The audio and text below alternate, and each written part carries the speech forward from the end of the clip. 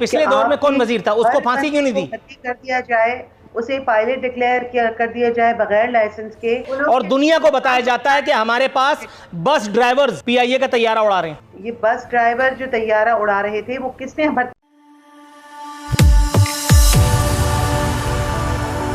जय हिंद दोस्तों, मोदी देश में आपका स्वागत है। दोस्तों, आज पाक मीडिया बात कर रहा है कैसे पीआईए को दफा करके अब पाकिस्तान में नई एयरलाइन आ रही है। और पाक मीडिया यहाँ पे बोल रहा है कैसे इमरान सरकार ने पीआईए को दफा कर दिया।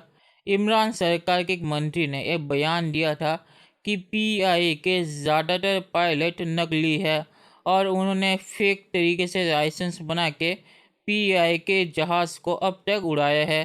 तो उसके बाद पीआईए को दुनिया के ज़्यादातर देशों ने बैन कर दिया था और अब पीआईए बेकार पड़ी हुई है और उसका नुकसान हो रहा है, और इसीलिए अब दूसरे एयरलाइन कंपनियों को मौका मिल रहा है।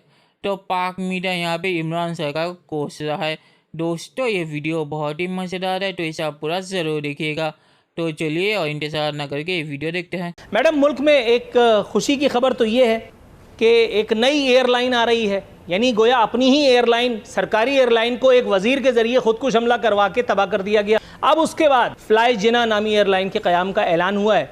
लेकिन एक इंतहाई अंदोनाक खबर या एक इंतहाई डरावनी जो इत्तला है वो ये कि खान साहब ने इसका खैर मकदम किया है इस एयरलाइन के आने का। उसके बाद मुसाफिरों में और सुना ये है कि शायद मालकान में भी तशवीश की लहर दौड़ गई है। मैडम, इस ट्वीट के बाद इस एयरलाइन का मुस्तकबिल आप क्या देखती हैं और कितने अरसे में इसका भी वाइंड अप हो जाएगा? देखिए जी, मैं इस बारे में कोई कमेंट इस वक्त नहीं कर सकती। जो चीज़ें, अगर एक ऐसी एयरलाइन जिसको कोलैप्स करके ये लोग गए हैं और जिसको बिगाड़ने में एयर ब्लू वालों का बहुत बड़ा काम है और किरदार है कि एयर ब्लू ऊपर आ जाए और पीआईए नीचे गिर जाए, तो आपको ये पता है आप क्यों कह रहे हैं कि उसका जो है पीआईए का तो जनाजा ही निकाल के गए हैं।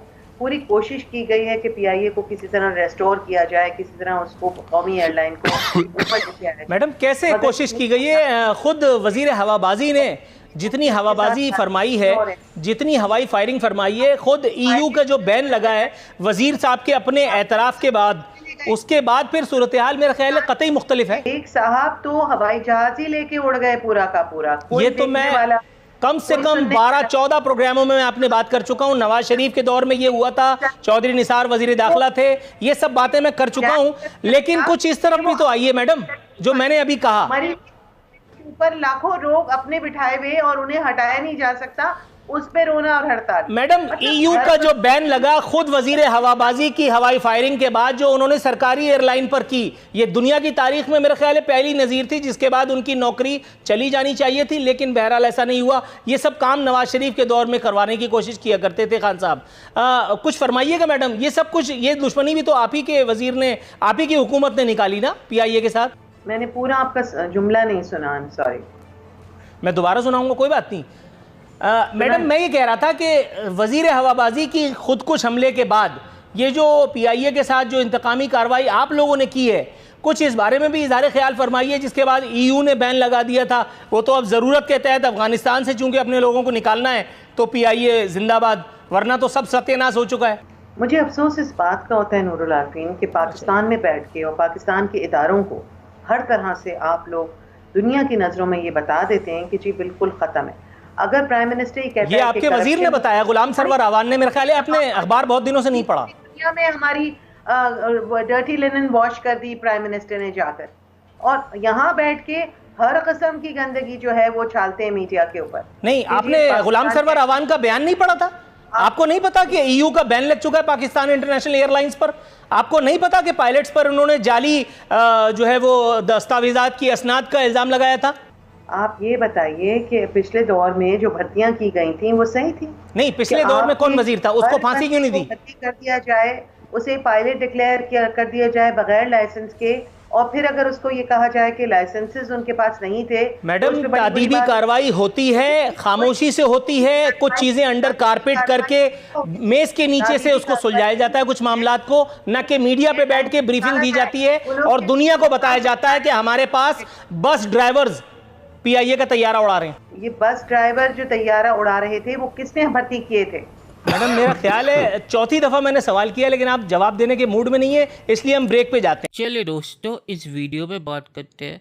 तो इमरान खान के मंत्री ने एक बयान दिया था कि पीआई के ज़्यादातर पायलट नकली है और ये नकली पायलट नवाज शरीफ के ज़माने में भर्ती हुए थे। तो यहाँ पे इमरान खान के मंत्री ने नवाज शरीफ को दोष देने के लिए पीआई के पायलट्स को जाली बता दिया था। तो उसके बाद ईयू और दूसरे जो देश है उन्होंने पीआई के प्लेन को बैन कर दिया था, क्योंकि उन्हें डर था कि अगर ये नकली पायलट अपना जहाज़ लेके हमारे देश में आए और हमारे देश में प्लेन को क्रैश कर दिया तो हमें उसका नुकसान भुगतना पड़ेगा। और वैसे भी इन जाली पायलटों को प्लेन तो उड़ाना ही नहीं देना चाहिए। तो इसीलिए पीआई की हालत उसके बाद और भी ज़्यादा ख़राब होगी, क्योंकि पीआई पहले ही नुकसान में जा रहा था। और अब पाक मीडिया उस पर यूटर्न मार के कह रहा है कि इमरान खान के मंत्री ने झूठ बोला था और पीआई के जाली पायलट्स है ही नहीं। तो ये जाली पायलट्स की कहानी इमरान सरकार की नहीं है और ना ही ये 1-2 साल पहले शुरू हुई। मैं 6 सालों से ये जाली पायलट्स की कहानी सुन रहा था। तो पाक मीडिया कैसे कह रहा है कि इमरान सरकार ने झूठ कहा कि पीआई में जाली पायलट्स है, क्योंकि इमरान सरकार तो 2 साल पहले आई है और मैं ये जाली पायलट्स की कहानी 6 सालों से सुन रहा हूँ। कम से कम मैं उससे पहले भी सुन रहा था, पर कम से कम 6 साल तो हो गए।